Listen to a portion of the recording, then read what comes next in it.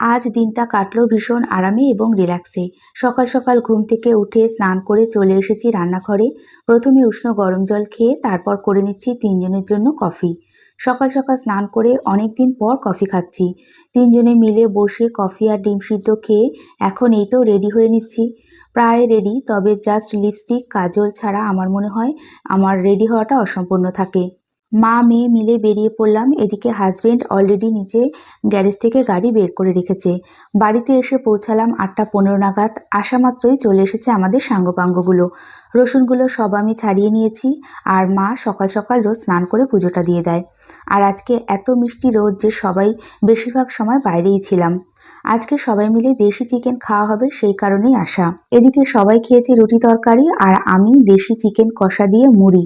এত ভালো লেগেছে কি বলবো। বাবার হাতের অপারেশনের প্রায় 3 মাস পর এই যে দুদিন হলো হাত দিয়ে ভাত খাচ্ছে। বোনও বাড়িতে ছিল, ওকে নিয়ে গেছিলাম ওই 12:30 নাগাদ একটু কল্যাণীতে। ফিরে এসে খাওয়া দাওয়া, গল্প, ঘুম, ভীষণ আরামে কেটেছে দিনটা। আর সন্ধ্যে 7টা নাগাদ বাড়িতে ফিরি।